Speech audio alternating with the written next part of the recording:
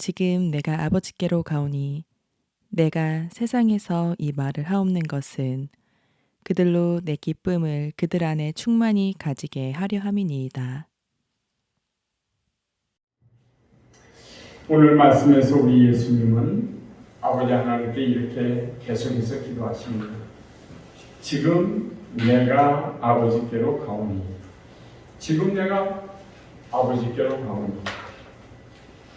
이 대목에서 우리가 이 대목을 우리가 좀 더 주의 깊게 그리고 깊이 묵상하며 생각해 봐야 될 점이 있는데, 이것은 예수께서 이 땅의 사역이 다 끝나고 아버지 하나님께서 당신에게 주신 그 거룩하고도 치열하고도 숭고하면서도 죽음까지 각오해야만 하는 이제 사명의 시간을 끝내고 하늘의 보좌로 올라가심을 예고하고 계십니다.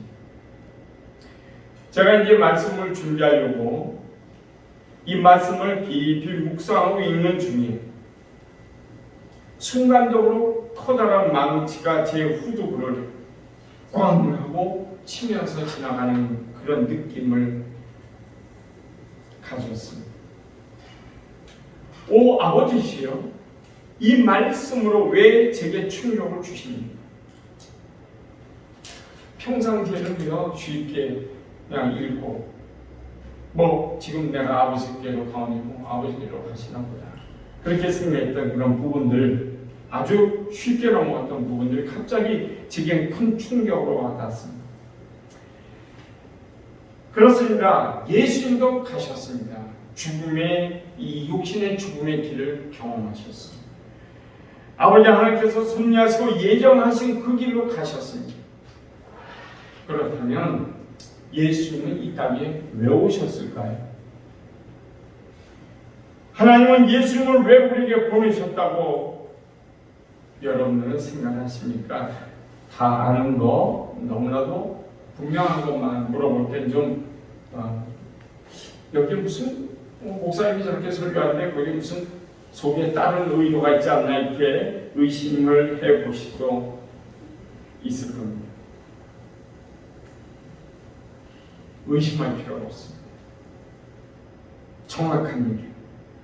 우리를 죄에서 구원하시고 하나님의 거룩한 백성, 하나님의 자녀 삼으시려고 예수님을 이 땅에 보내셨습니다. 아니죠. 하나님이 그 보좌를 버리시고 육신을 입고 이 땅에 오신 분이 예수님이십니다. 그런데 예수님의 사명은 무엇입니까? 당신이 먼저 하늘의 보좌를 버리고 육신으로 모든 기득권을 다 버리고 육신을 입고 이 땅에 오셔야 시작이 되는 사명입니다. 당신이 하나님의 거룩한 뜻에 순종함으로 십자가에서 육신의 삶을 마치셔야만 완수할 수 있는 사명인 것입니다. 어떤 분은 그렇게 물어볼 수 있어요. 아니 목사님, 예수께서 부활하시고 승천하셔야지만 예수님의 사명이 완성되는 거 아닙니까? 라고 이렇게 물어보실 수 있을 것 같습니다. 하지만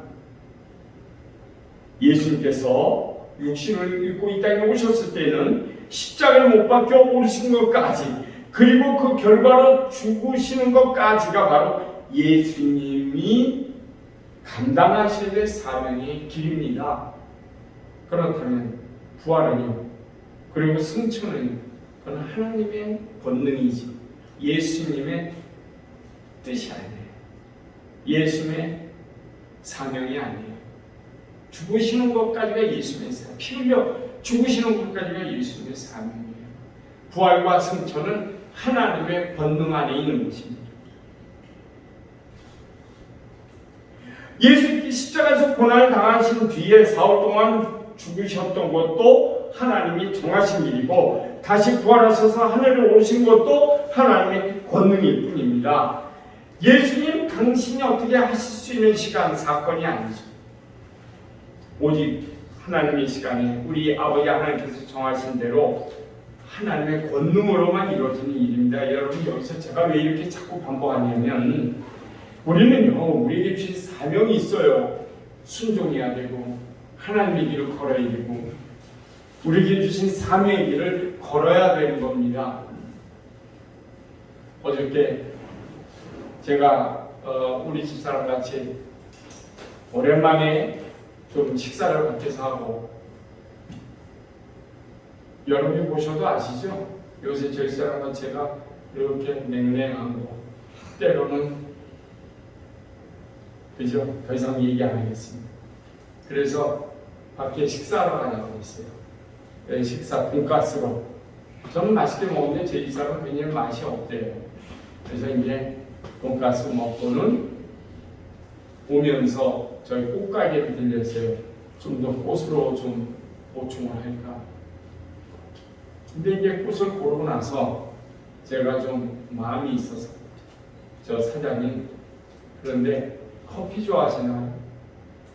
제가 커피를 먹는데 커피 볶고 초대하면 오시겠어요? 그렇게 했더니 겉으로 오라고, 오겠다고, 겉으로 오라고. 이제 대답했으니까 저는 끈질기게 기도하면서 오라고 해야죠.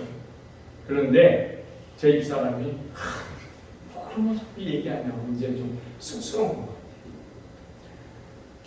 저는 쑥스러운 게 하나도 없어요. 하나님이 복음이니까 전해야 되니까 이제는 해야 되잖아요. 여러분,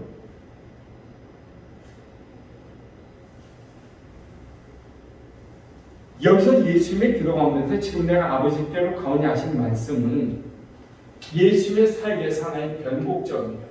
우린 전환점이라고 부르죠. 변곡점이라는 것은 이거는 수학 용어거든요. 수학 용어, 그렇지? 네. 변곡점이 그 기울기가 플러스에서 마이너스로 가든지 마이너스에서 플러스로 가든지 하는 그 점이 있어요. 제로가 되는 점, 기울기가 제로가 되는 점, 그걸 변곡점이라고 해요. 내가 한 번 오래전에 미분 적분을 가르쳐서 맞나? 맞지? 그걸 변곡점. 그 영어로는 터닝 포인트라고 해요. 전환점이라고 해요. 어느 한 사건에서 다른 사건으로 전개돼서 전혀 다른 방향으로 가는 바로 그 일보 직전 딱 변하게 되는 바로 그 시점을 전환점, 변곡점이라고 그럽니다. 한 시대가 종료되고 한 시대가 시작하는 바로 그 시간을 말합니다. 예수님의 시간이 지나고 이제 아버지 하나님의 시간이 시작되는 것을 말합니다. 그런데 이 전환점은 그냥 이루어진 것이 아니에요. 순종함으로 죽으셔야만 이루어지는 것이에요. 우리에게도 이 시간이 있어요. 우리의 전환점은 육체의 죽음이에요. 우리의 육체의 죽음. 그리고 영혼의 부활이에요. 우리에게도 그래요. 어제 저희 아버님께로부터 전화가 왔어요. 며칠 전에 큰 고모부께서 강북 삼성병원에 입원하셨다. 뭐 복잡한 얘기는 좀 빼겠습니다. 그런데 이 고모부님께서 8년 전에 위암 판정을 받으셨대요. 그냥 굉장히 고집이 센 분이에요. 그리고 7년 전에 저입선 암을 판정받은 두 개는 각각 다른 암이 전이암이 아니고 이게 세포 성질을 조사하니까 전혀 다른 암이더라고요. 말이죠. 근데 그때가 이미 82세가 됐는데 당신이 무슨 영화를 보게 됐냐고 하면서 수술을 거부하셔서 이제는 내가 어디서 들으신 건 있어서 나이가 먹으면 암도 빨리 번지지 않는다 이런 얘기 어디서 들은 것 같아요. 들었나 봐요. 그래서 수술을 거부하고 그냥 이대로 암과 함께 지내겠다 그렇게 말씀하셨다는 겁니다. 그런데 최근에 아무것도 먹어도 소화가 안 돼 넘어가지 않고 그래서 병원에 큰아들이 강제로 설득해서 병원으로 모시고 왔어요. 다행히도 다른 뼈나 다른 장기로 전이되진 않았어요. 이건 좀 이상한 결과입니다. 아주 놀라운 거예요. 전이가 되지 않았는데 위 전체로 그냥 위 안에서 암이 퍼졌고 12장 근처까지 가서 12장을 암세포가 이 아주 조그만 실내악 같은 구멍만 남겨놓고는 다른 암을 채워버린 거예요. 그래서 식사라면 안 내려가고 물만 아주 조금씩 쫄쫄쫄쫄 흘러내려가는 정도랍니다. 그래서 이 의사는 딱 한 가지 방법이 있는데 수술해도 좋고 수술해서 다 제거하면 좋은데 전이가 안 됐으니까 뭐 연세가 이제 아흔이 넘으셨으니까 그러면 그거보다는 스텐트 시술하면 어떻게 스텐트 여러분 아시죠? 관상동에 협착증 있는 분들이 허벅지에서 이렇게 찔러가지고 그 혈관을 따라서 이 철망을 밀어넣어요. 그것에서 철망이 펴지면서 그 혈관이 좁아진 혈관이 펼쳐지는 거예요. 그래서 심장 마비를 일어나지 않도록 심장 마비가 일어나서 들어가는 것이 그 철망 모양에 가는 원통형의 철망을 스텐트라고. 그래서 여기도 역시 스텐트를 넣어가지고 확장을 시키면 음식물이 그래도 웬만큼 넘어가지 않겠냐. 그럼 좀 더 오래 사시겠다. 그런 말이지. 그런데 거부해요. 얼마나 고집센지. 저 같으면 해달라고 할 텐데 거부해서 퇴원하셨어요. 이제 사실날이 그렇게 되면 3개월에서 6개월밖에 안 된다고 하는데 제가 어저께 그 아들들 둘 사촌들과 통화를 하면서 지난 날들이 생각이 스쳐 지나갑니다. 자, 이렇게 해서 제 주변에 저의 삶에서 가장 중요한 부분들을 채워줬던 분들이 한두 번씩 세상을 떠나고 계십니다. 아마도 여러분과 저도 시간이 지나면 예외 없이 그 길을 다 가게 될 겁니다. 이것이 우리들의 숙명이에요. 숙명이라는 것은 뭐예요? 피할 수 없는 운명. 우리도 그 길을 가야만 합니다. 자, 사람들이 살아가는 것을 보면 그 사람이 죽음에 대해서 어떻게 생각하고 있는가를 알 수가 있습니다. 이것은 또한 믿는 사람들의 믿음의 정도도 잴 수 있습니다. 어떤 신자는 믿는다고 하면서도 어떤 신자는 죽음 앞의 삶에만 몰두하는 사람이 있어요. 의식이요. 죽음을 기점으로 해서 죽음 앞의 삶, 그리고 죽음 이후의 삶. 이 세 가지가 있는데 죽음 앞의 삶만 못해. 이 사람은 죽으라고 상상도 안 하는 거예요. 이 땅을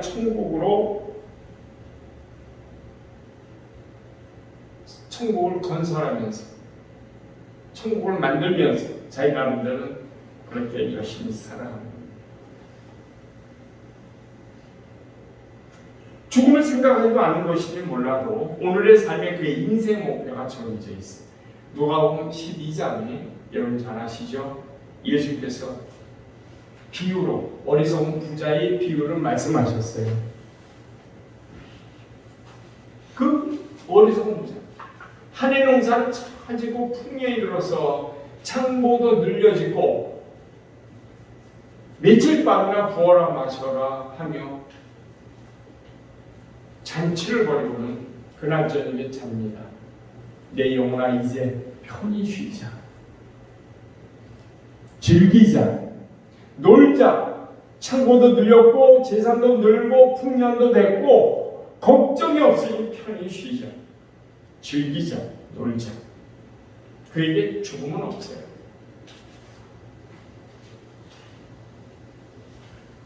하나님께서 이 어리석은 부자야.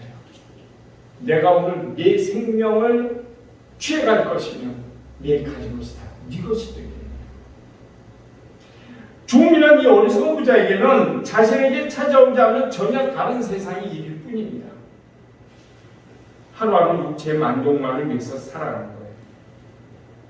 예수님의 손이 하나님의 말씀이 영생을 가리키고 있어도 그들은 그것을 볼 수 있는 눈이 감겨 있기 때문에 육신의 정욕과 안목의 정욕과 이생의 자랑으로 가려있기 때문에 그들은 영생을 보지 않으려고 하고 볼 수도 없습니다.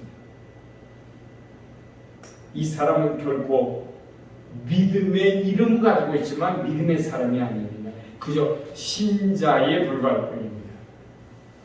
한때 믿음의 흔적은 있지만 이미 믿음의 생기가 사라지고 그저 아련한 흔적만이 남아있는 것입니다.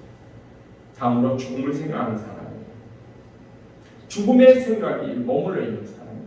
근데 의외로 이런 사람이 굉장히 많아요. 믿는 사람들 가운데서. 천국의 소망이 별로 없어요. 딱 여기까지만이에요. 사람이 살아가면서 어떤 엄청난 일을 겪게 될 때 몇 가지 심리적 단계를 거치게 됩니다. 첫째는 현실 부정이에요. 예를 들어서 죽을 병에 걸렸다고 합시다. 불치병에 걸렸다고 합시다. 그러면 현실을 부정해요. 제일 먼저. 아니야. 그것은 아니야. 내게 이런 일이 닥쳐올 수 없어. 이것은 현실이 아닐 거예요. 그리고 나서는 이제 그 현실을 받아들여요. 아, 이제 내가 얼마 안 있어서 죽겠구나. 이 병 못 고치겠구나. 그렇게 하면은 그 다음에 들어오는 생각은요, 괴로움이 닥쳐옵니다. 왜 내게 이런 일이 일어나는 거야? 왜 하필이면 나냐고. 그렇게 괴로워하다가 마침내 받아들입니다. 이것을 심리학 용어로 acceptance, 수용이라고 하죠. 글자 그대로 받아들인다는 말입니다. 그런데요, 이 죽음을 받아들임에도 긍정적 수용이 있고 부정적 수용이 있어요. 그러니까 네거티브 acceptance가 있고 그 다음에 포지티브 아니요 어퍼머티브한 acceptance가 있어요. 부정적 받아들임은 그 문제에 걸려 넘어진 걸 말합니다. 아, 내가 병 걸려서 이제 난 죽는구나 하는 인정은 하는데 그 문제를 넘어설 용기가 없어요. 그러니까 때로는 지독한 고통, 도저히 내가 해결할 수 없는 문제, 심정과 죽음을 포함해서 그 문제에 부딪히면 자살부터 생각해요. 죽으면 다 끝나지. 왜? 죽은 뒤에 세상은 없으니까. 그 얘기. 믿음은 있어도 소망은 없는 사람이 있어요. 이거 잘못된 믿음이죠. 결국에는 그 지독한 문제에 걸려 넘어집니다. 그리고 그것으로 끝입니다. 긍정적 받아들임은 그것을 받아들이되 자신이 당한 문제를 넘어서서 어떻게 하면 이 문제를 하나님께 맡길까? 하나님은 어떻게 하실까? 아주 믿음을 가지고 흥미로운 믿음의 소망스러운 눈으로 하나님의 시선, 하나님의 손길을 바라볼 줄 아는 사람. 죽음까지도 죽음 너머에 내 삶이 있음을, 하나님 내게 정하신 길이 있음을 깨닫고 그 길을 바라볼 줄 아는 영안이 열린 사람, 그것을 그런 긍정적인 받아들입니다. 이렇게 이야기합니다. 자, 여러분, 죽음은 우리 인생들이 겪어야 할 문제 중 가장 힘들고 어려운 문제입니다. 이 흔히 심리학이나 아니면 행태 심리학, 그러니까 어쨌든 심리학을 공부하는 분들에게는 유명한 그 표가 하나 있습니다. 그건 뭐냐면 홈즈와 라헤 박사가 만든 스트레스 스케일이라는 게 있어요. 이건 뭐냐면 1967년도에 만든 건데 굉장히 오래됐죠. 나중에 74년도에 개폐됐는데요. 스트레스를 일으키는 사건별로 얼마나 내게 스트레스를 주느냐, 스트레스 스케일을 정합니다. 그래서 가장 큰 스트레스 요인이 뭐냐라는 걸 보니까 배우자의 죽음이래요. 배우자의 죽음. 이건 뭐 이혼하고 뭐 멀리 떨어져 있는 배우자가 죽은 거 뭐 이런 거 아니고요. 정말 사랑하고 알뜰 살뜰하게 서로 살피며 보살피며 같이 지내다가 배우자, 아내나 남편이 먼저 세상을 떠나는 거죠. 이 지수를 100이라고 하면 제일 큰 고통이 온다는 거죠. 스트레스가 온다는 거죠. 100이라고. 놓으면 의외로 가족의 죽음은 5번째예요. 63 정도밖에 안 돼요. 그것도 큰 거지만. 근데 그 바로 밑에 바로 밑에는 뭐냐면 배우자의 죽음 바로 밑에 이혼이 있어요. 그리고 그 밑에는 배우자와의 별거가 있어요. 이 좀 세 가지가 좀 다 비슷하지 않습니까? 한 가지 개념이 있죠. 뭐예요? 분리된다는 거, 떨어진다는 거예요. 죽음은 이렇듯 우리들에게 그 어떤 다른 것과도 비교할 수 없는 고통을 안겨다 줍니다. 예수님은 당신의 죽음이 제자들에게 가져다 줄 고통을 잘 알고 계셨어요. 제자들이 어떤 세상적 이유에서건 제자들은 예수님을 따라 나섰을 때는요, 자신들의 모든 걸 다 걸고 포기하고 예수님을 따라 나섰어요. 여러분, 물론 나중에 베드로, 사도 베드로는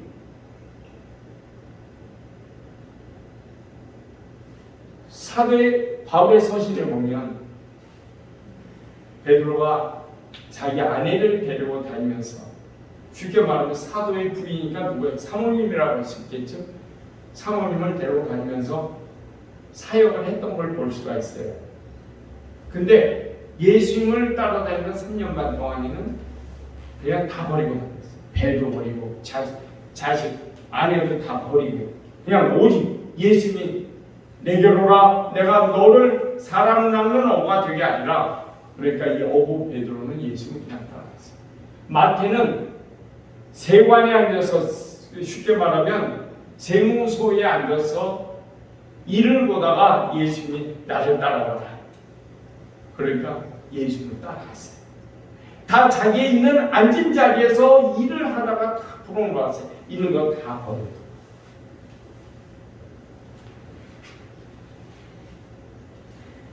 제자들이 예수를 따라 나섰을 때는 자신의 모든 걸 다 걸었어요. 올인했어요. 그리고 자기의 것을 다 포기하고 예수를 따라 나섰어요. 가정과 생업과 자신의 현재 삶 모든 걸 다 포기했어요. 마치 하나님께서 아브라함에게 말씀하신 본토와 친척과 아비집을 떠나.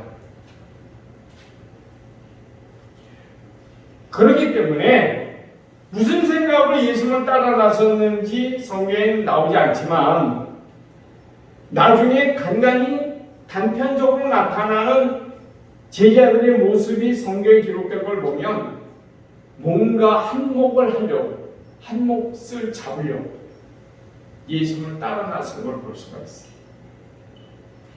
그러기에 다 버렸으니까 본전 생각나지 않겠어요? 자신의 희망인 예수의 죽으심을 쉽게 받아들일 수 없어요. 그래서 베드로 아니 되옵니다. 결코 돌아가실 수 없게 내가 만들 겁니다. 그러니까 뭐라지 예수께서, 사탄아 내 뒤로 물러가라. 사탄아 내 뒤로 물러가라.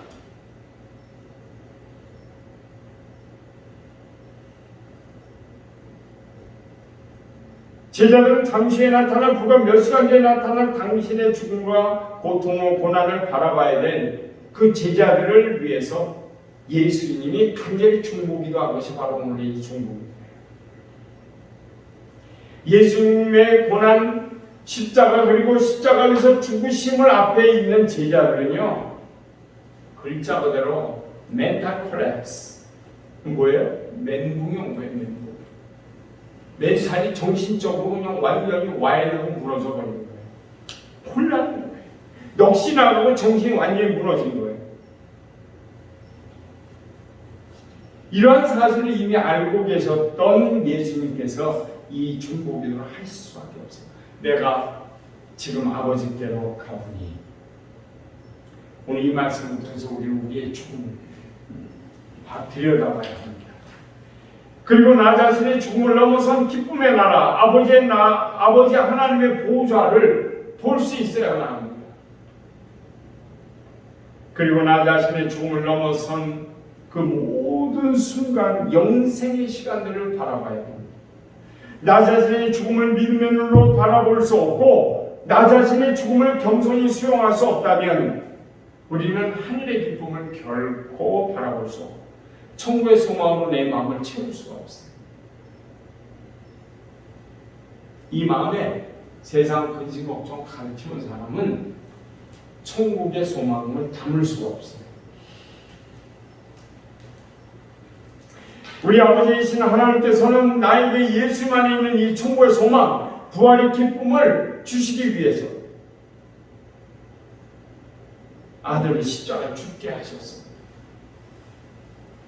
예수께서 그리고 제자들이 하나님의 뜻을 겸손히 받아들이고 자신에게 주어진 십자가를 겸손히 지고 나설 때 그 제자들이 살아간 삶의 흔적들, 궤적들 한번 생각해 보세요. 다 순교했죠. 가룟 유다, 그건 뭐 나중에 제자에서 제외됐으니까 그는 목을 메어 자살하다가 끈이 끊어져서 배가 터져서 피가 흥건하게 죽었죠. 그곳의 이름을 뭐라 그랬어요? 혹시 아세요? 아겔다마 피밭이라고 했어요. 그것을 돈을 남기고 은삼십에 돈을 던져버리고 왔잖아요. 가룟 유다가 제사장들이. 그러니까 그 돈을 다시 모아서 그 아겔다마 자살해 죽은 피밭에 사서 그것을 행력병들, 이방인들의 묘로 만들었어요. 여러분, 겸손히 자기 십자가를 지고 나선 그분들은 순교했습니다. 예수께서 부활하신 뒤에 제자들이 나타나서 생선을 먹었어요. 베드로가 생선을 물고기 잡았잖아요. 예수께서 자 배고프면 던져라니까 던져서 잡아놓고 보니까 옛날 생각이 난 거. 오, 주님이시여 하면서 뛰어나와서 예수께 넙죽 엎드렸어요. 주님이십니다. 이 예수님은 베드로가 잡은 물고기로 구워서 드시면서 나누셨어요. 그때 물으셨어요. 3번, 베드로야, 내가 나를 사랑하느냐. 3번이나 똑같은 질문을 하시는 예수님께 베드로는 걱정이 됐다고 했어요. 예수님, 제가 예수님을 사랑하는 줄을 아시고 계시지 않습니까? 그런데 예수님이 이렇게 말씀하셨어요. 베드로야, 내가 진실로 내게 말하는데 네가 젊어서는 스스로 하고 싶은 일을 다 하고 다녔지만 늙어서는 내 띠를 띄우고, 다시 말하면 포박을 해서 너를 죽음의 길로, 순교의 길로 너를 끌고 갈 거야. 네 늙어서 내 마음대로 못해.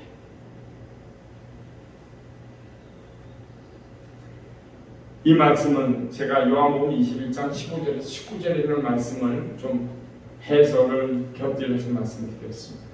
예배가 끝난 뒤에 집에 가서 한번 살펴보세요. 요한복음 21장입니다. 우리가 하나님의 거룩한 뜻에 순종하지 않고 받아들이지 않으며 설사 우리가 믿었어도 예수님을 영접했어도 자신의 뜻을 자신만을 위하여 살 의지를 버리고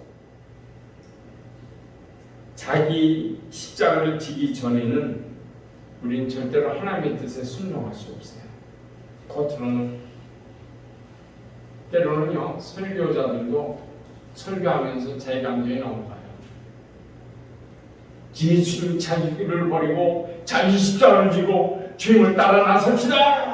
아멘. 그러고 다음은 자기 나도 따라 나설 것처럼 나도 속에서 막 뭐가 솟구쳐요. 막 열기가 솟구쳐요. 이제 집에 들어가면 하시고 우리 많이 경험했잖아요. 아무것도 아닌 것처럼. 우리 옛날 노래 그런 거 있죠? 안 그런 척 해드려요. 안 그런 척하고 집에서는 뭐 세상 살림으로 돌아가는 거예요.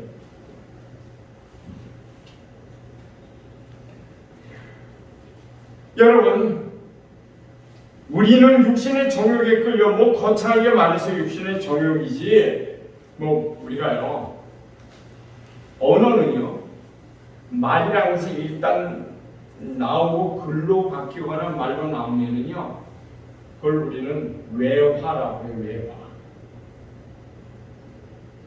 그래서 객관화되면 그것은 더 이상 언어가 아니라는 의미 지향성을 갖지 못한다는 거예요. 이게 무슨 얘기냐면 이게 언어 철학적인 얘기인데 더 이상 설명 안 드리겠습니다. 다시 말하면 이런 얘기예요. 육신의 정욕이 우리가 육신의 정욕에 끌려서 그러면요 내 의지와 내 감정은 다 감춰놓고 육신의 정욕이란 괴물을 하나 만들어서 내 책임은 다 거기다 올려놓는 거예요.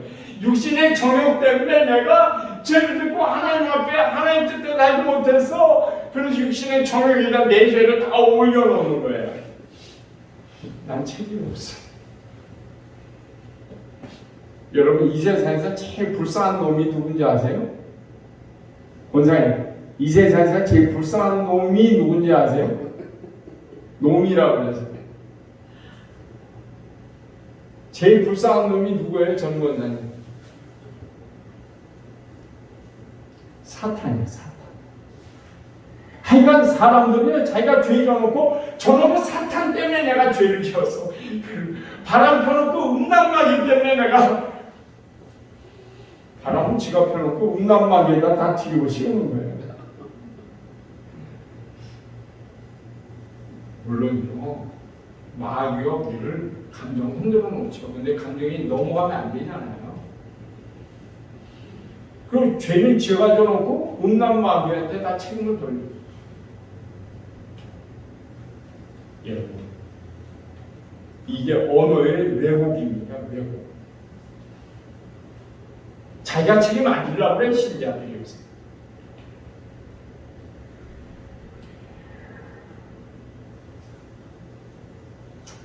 여러분 육신의 정욕에 끌려서 하나님의 뜻에 의하지 않고 자신의 의지대로 살아가는 삶을 살면 그것은 진정 하나님의 자녀의 삶이 아니요 그것은 진정한 예배가 될 수 없습니다. 삶도 예배로 만들어라 사도 바울은 얘기했어요.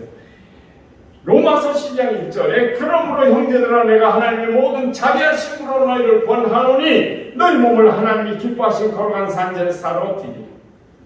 이는 너희의 드릴 영적 예배입니다. 삶이 예배래요. 생활이 예배래요. 생각이 예배래요. 다 예배래요. 삶이 예배래요. 그러니까 꼭 제천사람 방언. 제천사람이 그렇게 방언하거든요. 제천사람들이 삶이 예배래요. 우리 막내 동서가 그렇게 얘기해요. 재밌죠? 예. 웃자고 하는 얘기. 그러나 웃지 마십시오.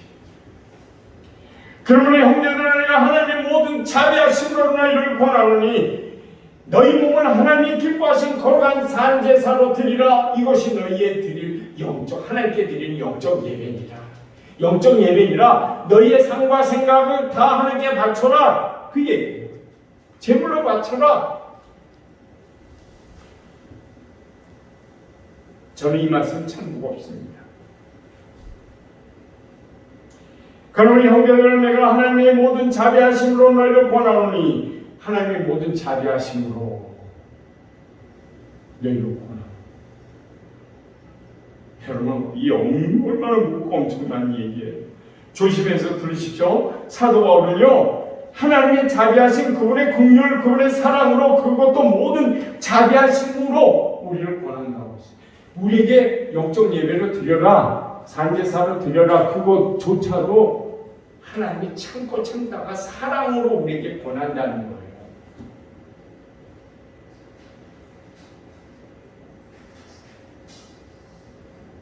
사랑하는 여러분, 우리가 하나님의 자녀답게 사는 것은 그래서 우리의 삶을 하나님께 드리고 거룩한 산제사가 되는 영적 예배를 드리라고 하면서 사도 바울은 하나님의 모든 사랑 그분의 참으심으로 붙어나오는 긍휼 그리고 용서하심을 베푸신 자비하심으로 권한다. 그렇게 말했어요. 엄청난 일이에요. 그러니 너희는 그렇게 살아라. 영적 예배를 드려라. 산제사로 너희를 드려라. 그런 삶을 살아라. 그렇게 권하는 거예요. 여러분 예수님께서 제자가 오늘 우리들에게 이 중보기도를 남기신 이유는 바로 여기에 있습니다. 당신의 삶을 유언으로 간절한 성령 스승님의 당부로 너희에게 우리에게 남기신 것입니다. 아니 하나님의 후사여 자녀들 우리들에게 이 말씀을 남기신 뜻은 지금 내가 아버지께로 가오니 라는 기도의 뒷 말씀이 있는데 뭐라 그랬어요? 지금 내가 아버지께로 가오니. 그러면서 예수 말씀하셨어요. 내가 세상에서 이 말을 하옵는 것은 여기에 좀 더 포인트를 두고 생각해 보세요.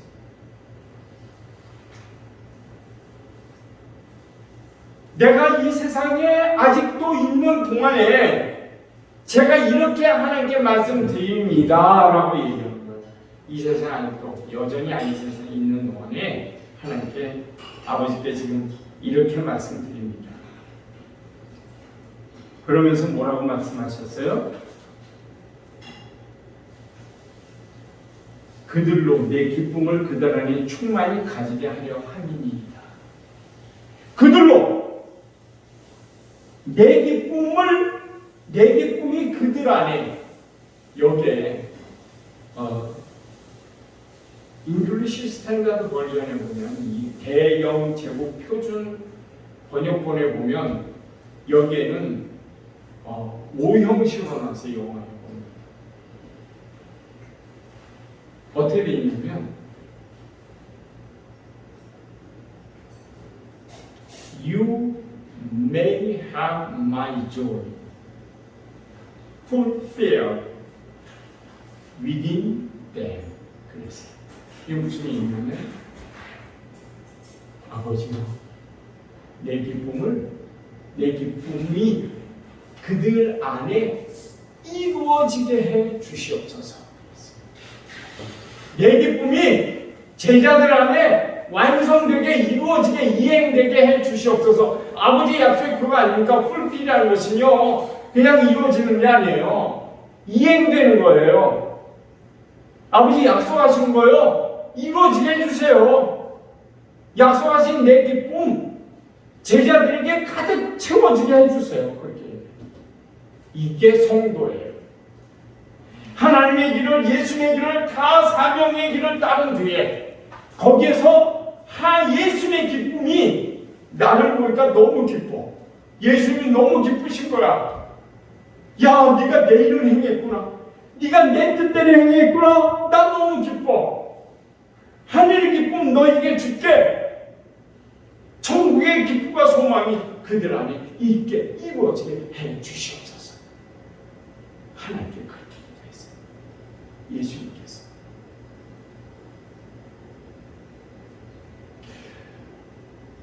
저는 이 말씀을 읽으면서 이 말씀을 전해드리면서 여러분 좀 알았으면 좋겠어요. 이 말씀의 의미 얼마나 놀라운 의미. 또 저도 깨달았으면 좋겠어요. 그대로 살아갔으면 좋겠어요. 그렇게 결심을 해봅니다마는 순간순간 넘어지고 자빠지고 쓰러지고 깨지고 하는 건 어떻게 해볼 때가 없죠. 그러나 다시 일어나야 됩니다. 하나님의 뜻대로 살아야 됩니다. 예수님이 남기신 그 뜻대로 살아야 됩니다. 그래서 그분의 기쁨이 내 안에 가득 채워져야 됩니다. 천국의 소망이 그 기쁨. 예수님에게 주신 가장 큰 기쁨은 뭐예요? 천국의 소망의 기쁨이에요. 영생의 기쁨이에요.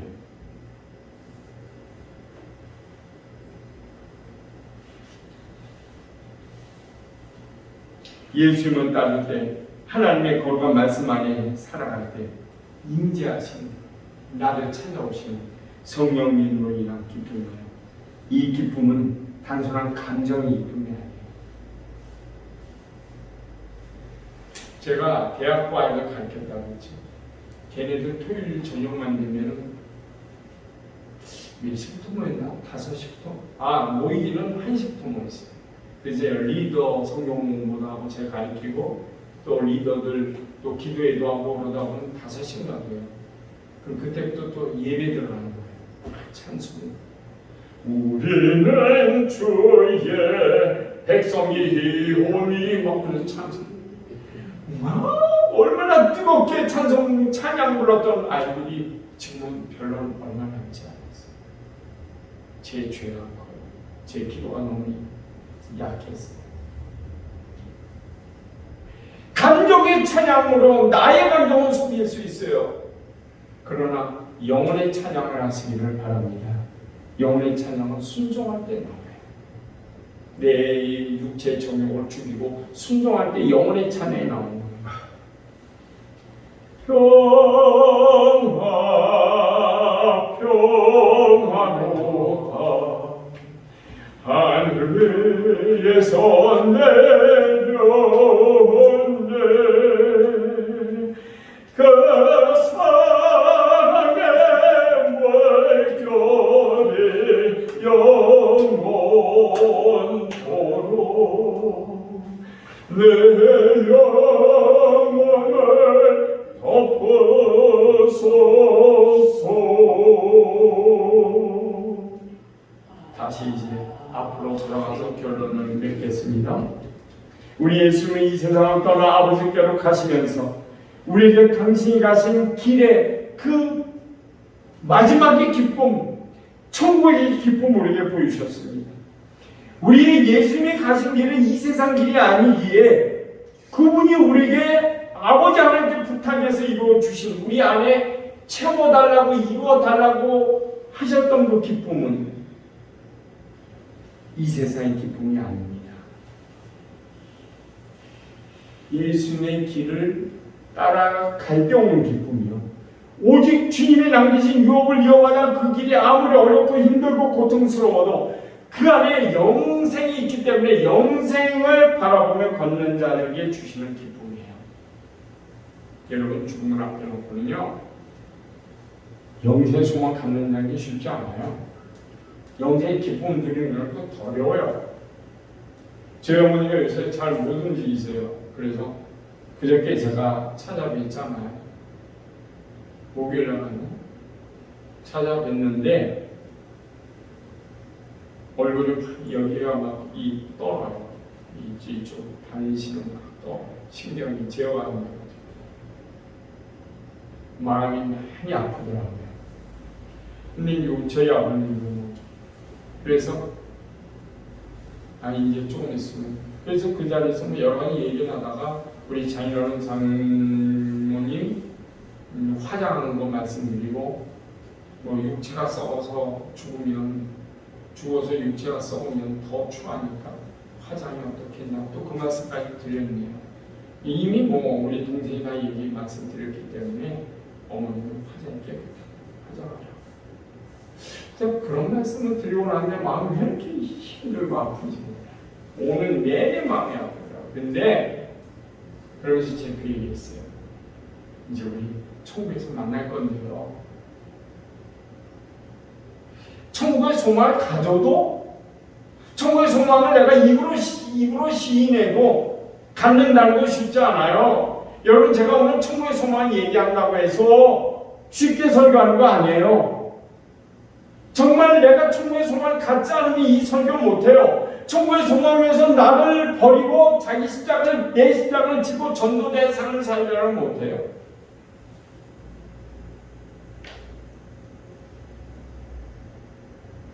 저는요 두 가지 목적이 있습니다. 두 가지인데 하나예요. 나는 목회자로 남은 여생 살고 싶지 않다. 전도자로 살고 싶다. 또 설교자로 살고 싶지 않다. 대언자로 살고 싶다. 말씀은 대언하고 하나님의 말씀을 그대로 전하는 거. 내 의지와 내 뜻과 내 지식에 의해서 전하는 게 아니라 하나님의 말씀을 그대로 전하는 거.